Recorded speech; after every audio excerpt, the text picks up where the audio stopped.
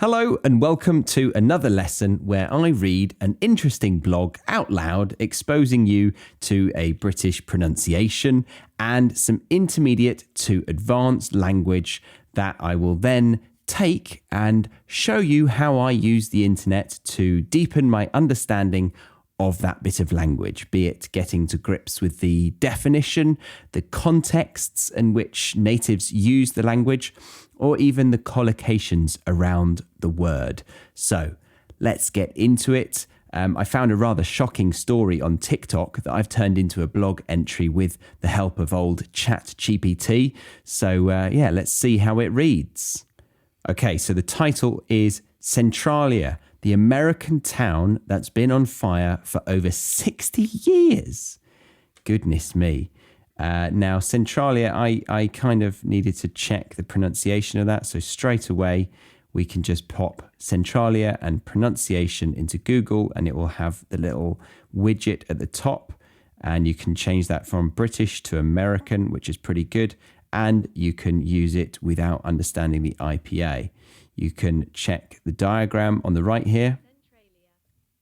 Oh, I said it wrong. Centralia. Really? That seems odd.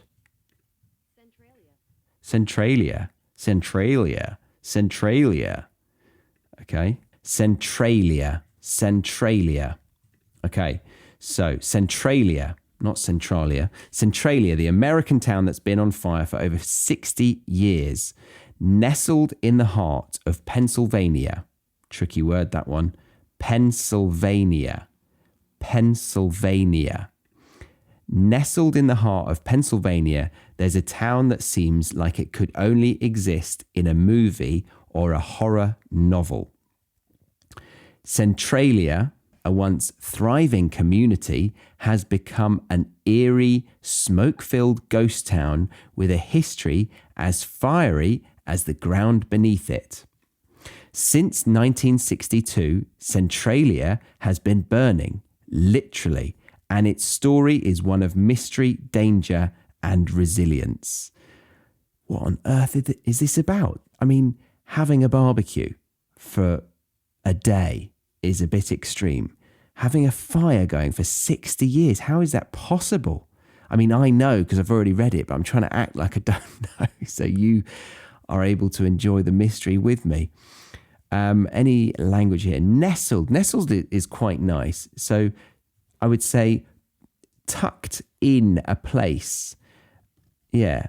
So again, just to show you, I would use ChatGPT to say define nestled. Nestled means to settle. I mean, this is really long. So I'd quickly say simply or define nestled in a really simple way for a non-native to understand. Pretend I have a B1 level. So nestled means to be placed comfortably in a small, safe spot. For example, a kitten nestled in a blanket is resting nicely and feeling safe in the blanket. That's quite a good example. Give me the etymology of nestled. So it's to build or make a nest. Yeah, that's really useful for your memory and for you to understand the meaning of it, right? Because a nest is a safe place. That's what we heard earlier. And that's why they gave the example, a bird nestled in its nest. A house nestled in the mountains. Nice word there, snugly. The house is located snugly among the mountains. A house nestled in the mountains. Okay, so there we go, nestled. Eerie. Eerie is a good word. Eerie is like, it collocates with ghost town very well. Something supernatural about it. A bit scary. Yeah. Define eerie. And now it knows to do it at a B1 level.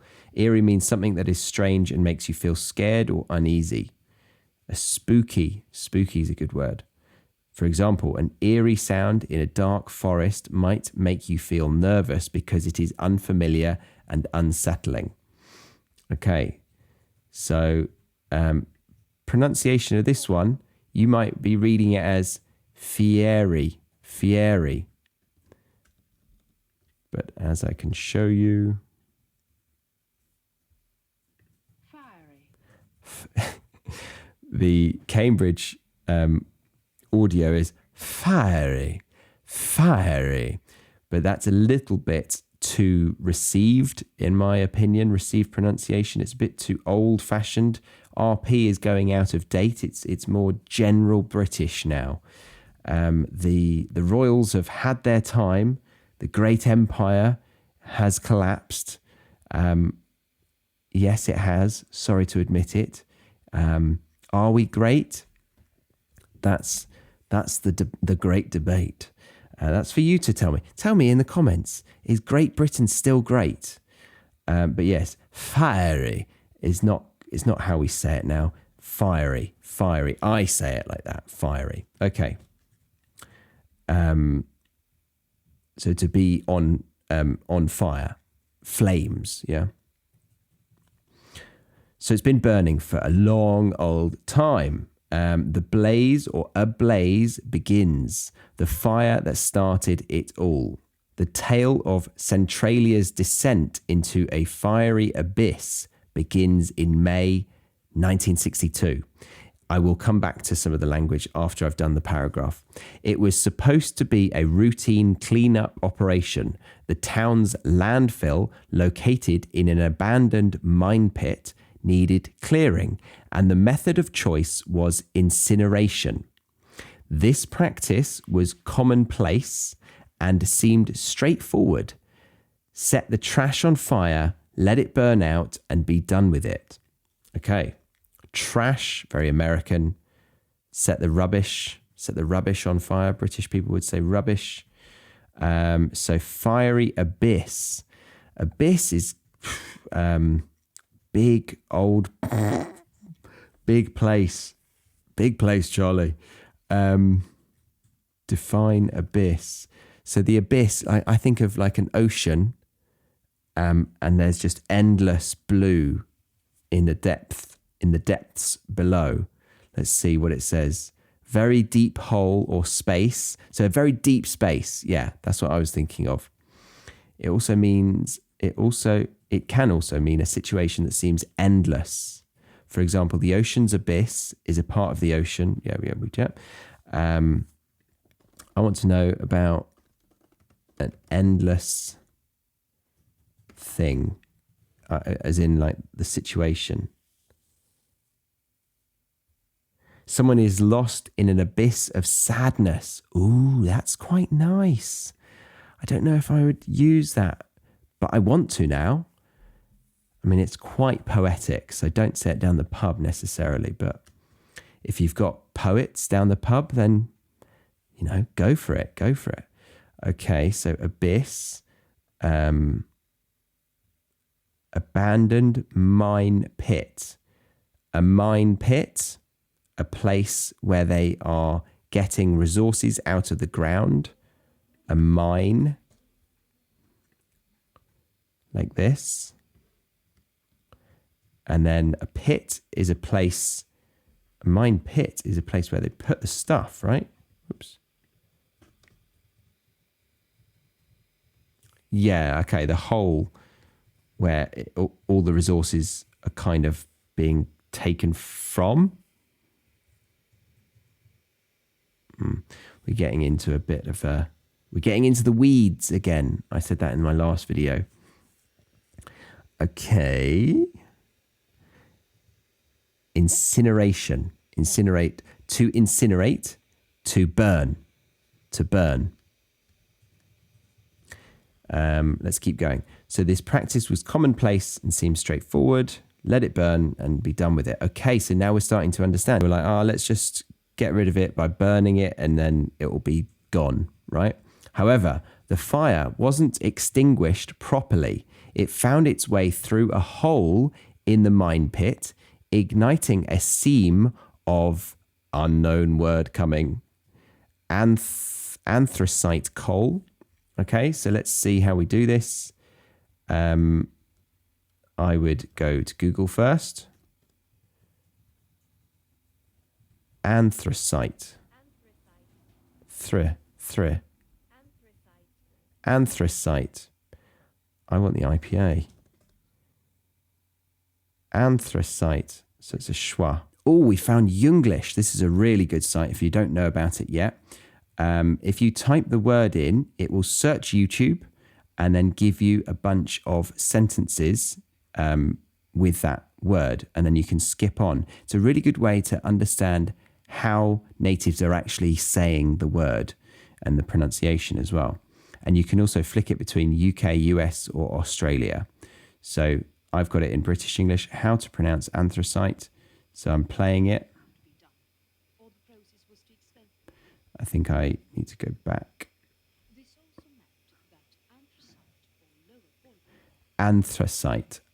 This is a non-native speaking. I can hear. He's very native. Anthracite, okay? Really good tool, Junglish. Pop it in your bookmarks if you don't know. So, it's a type of coal, right? Igniting a seam of anthracite coal beneath the town. What started as a controlled burn turned into a subterranean inferno, spreading through the labyrinth of abandoned mines that crisscrossed Centralia. All right, crisscrossed, like lots of lines going across each other. Crisscrossed. Good image coming up probably. Like this highway. Those junctions or those roads are crisscrossing all over each other. They are crisscrossing all over each other. Give me 3 examples of crisscross. The streets in the old city crisscross. The vines crisscross on the garden trellis. She crisscrossed the ribbons on the gift box. Can I use this word in all tenses of the English language?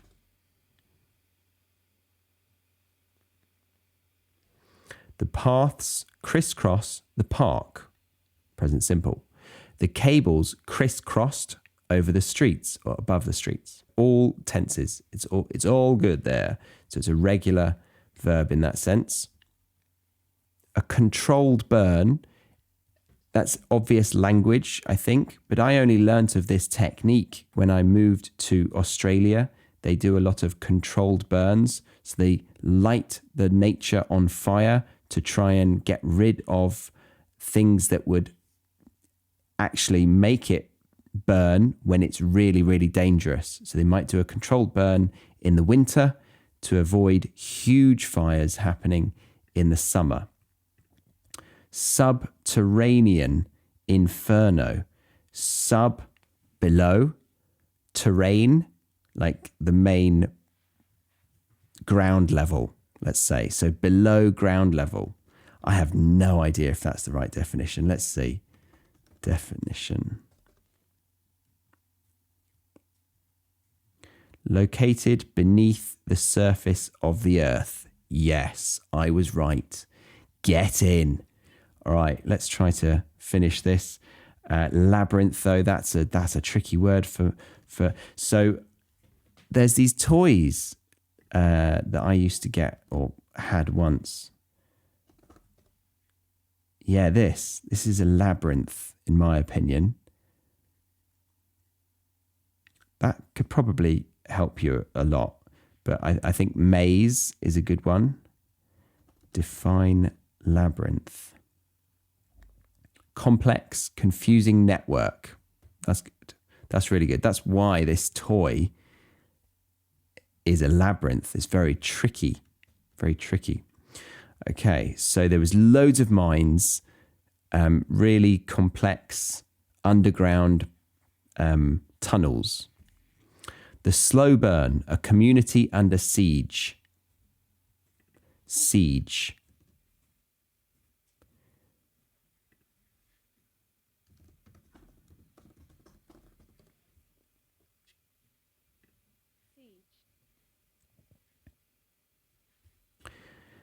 I mean, this is useful to use that Google thing, but the IPA is amazing. It's really, really clever. I know that's the most obvious thing as a linguist or a nerdy language learner, but siege, yeah, very, very useful.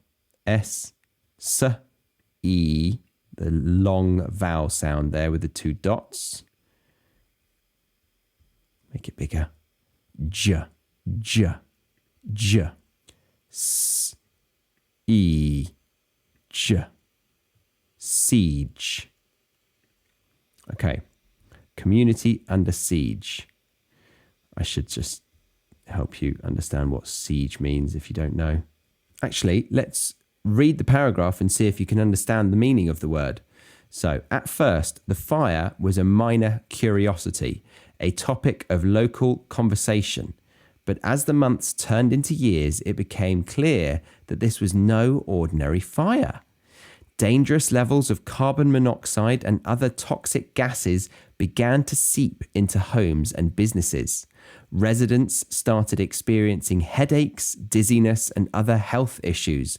The very ground they walked on became unstable. Crazy to think about, your whole town being on fire from underground.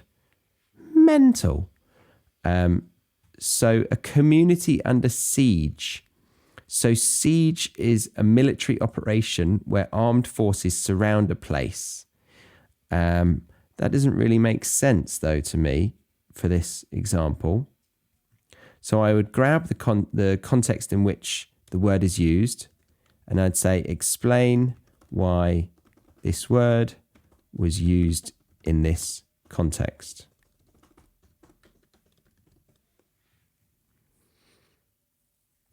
So it's used metaphorically to describe the ongoing and escalating threat faced by the community due to the persistent fire.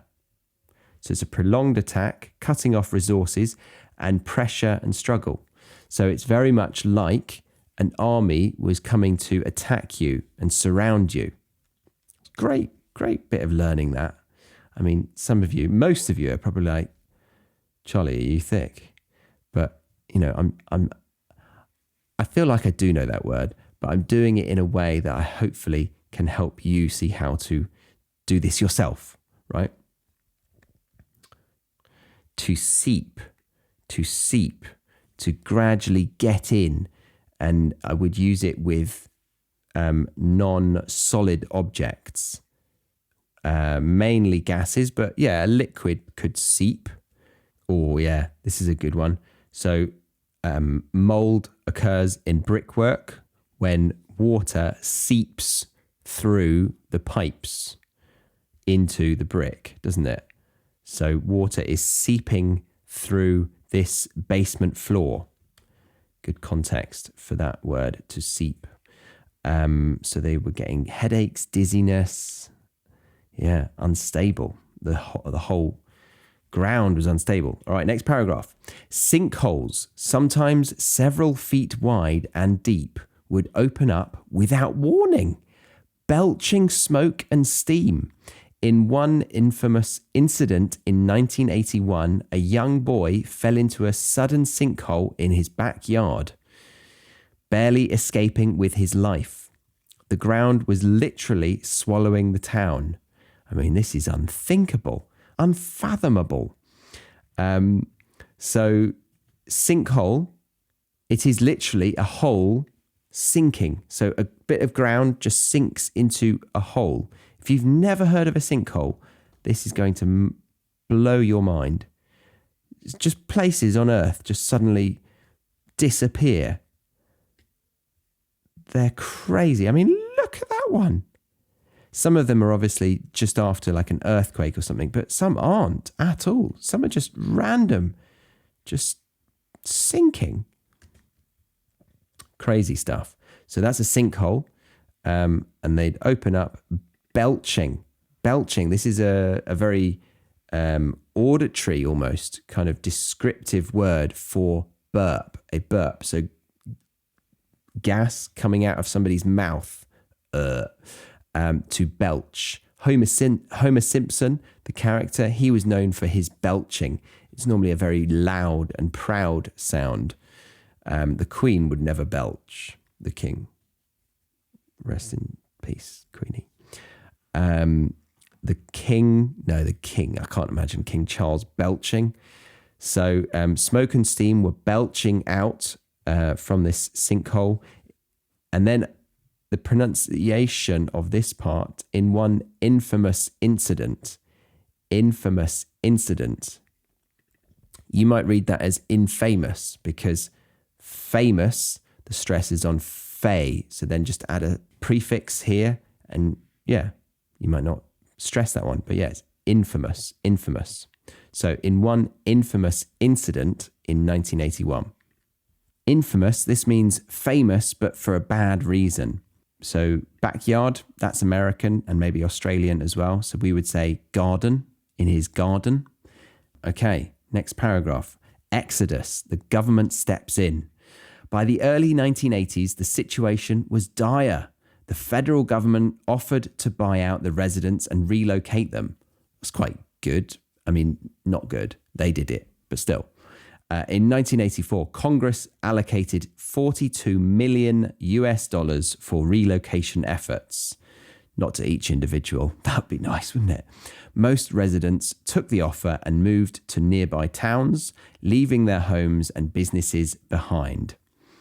Okay. I'm going to keep going. I don't see too much that I want to explain there. Exodus, I don't think you will use that much. Today, only a handful of residents remain, clinging to their homes despite the dangers. Wow, some people stayed there. They are determined to stay, viewing their choice as a stand against what they see as unnecessary government intervention. Yeah, I can imagine a lot of Americans not really wanting to move because the government's told them to. And, fair enough. Freedom and all that.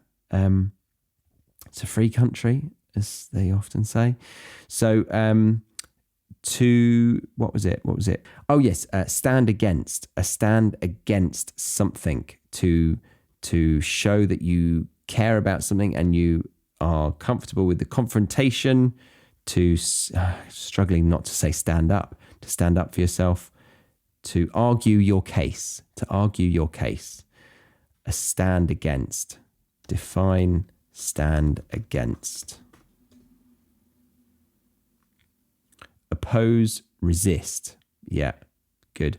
Another way you could do it is give me 3 to 5 close or synonyms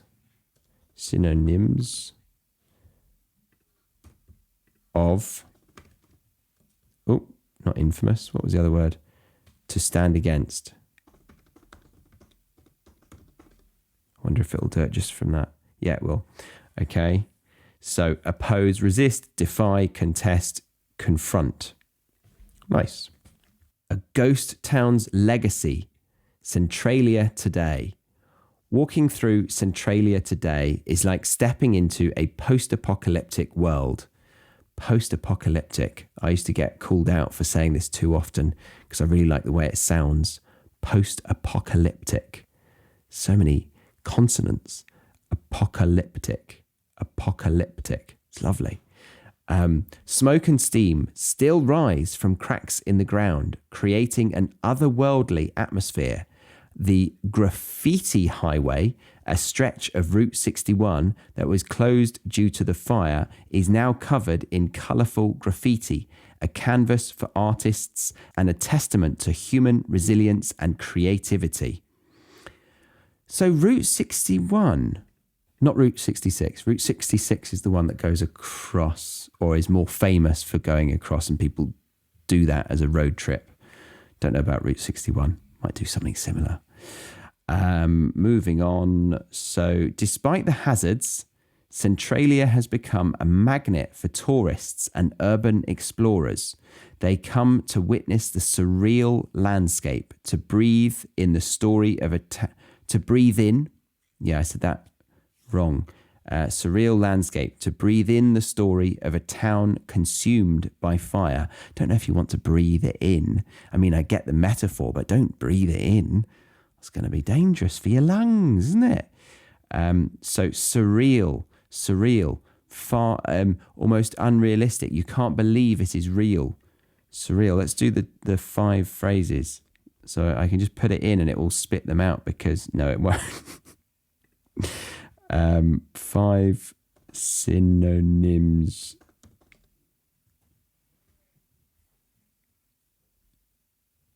Synonyms, pronunciation. Dreamlike, fantastical, bizarre, uncanny, otherworldly. We had otherworldly in that, I think. So to breathe in the story of a town consumed by fire. Good paragraph, Chatty. I've called ChatGPT Chatty because I'm really cool. And I've heard it and it's a bit shorter, but I'm not going to say it anymore because it's really sad. Cultural impact. The legend lives on. Centralia. I'm having a stroke thinking if it's Centralia or Centralia. Centralia. This whole video could be ruined. Centralia's story has transcended its geographical boundaries, inspiring the fictional town of Silent Hill. Oh, yes, I remember that game in the popular video game and film series. The eerie, foggy atmosphere of Silent Hill mirrors the smoke-filled reality of Centralia, turning a real-life disaster into a cultural phenomenon. Okay, yes. I've demoed that game, I think. Let's just give you some images. Very smoky. It's on fire, isn't it? Yeah. I don't know if this beast was in it. I mean, would come out of coal mines. Maybe. Who knows? We all know that wouldn't happen. It's good to imagine. So the eerie, foggy atmosphere. Yeah, I've read that. The ongoing fire in Centralia has also brought attention to the dangers of abandoned mines and coal seam fires. It serves as a stark reminder of the long-term consequences of industrial activities and the importance of proper safety measures. Conclusion: a fiery legacy. Centralia is more than just a town on fire. It's a symbol of nature's power and human tenacity. It reminds us that beneath our feet lies a world we barely understand, one that can dramatically alter our lives in unexpected ways. Centralia's flames may eventually die out, but its story will burn brightly for generations to come. A fascinating chapter in the annals of American history. Visiting Centralia is not for the faint of heart, but for those who dare. It offers a glimpse into a unique and haunting piece of Americana. Americana?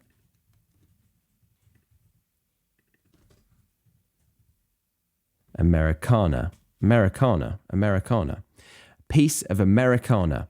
It's a place where the ground whispers secrets and the air is thick with the past, a living, burning testament to the unforeseen consequences of our actions. Okay, I continued for the last 4 or 5 paragraphs because this video is getting a bit long, but hopefully that helped going through the first half in a bit more detail and then the pronunciation throughout. But there we go. Let me know what you thought of that story. Pretty mental. It's a true story. Yeah, it's true. It's still burning. Centralia. Goodness me. Let me know in the comments if you had heard of a sinkhole before. Strange thing, right? Scary. Give me a thumbs up if you like this video and subscribe if you haven't already. And I look forward to seeing you again in another video soon. Bye-bye.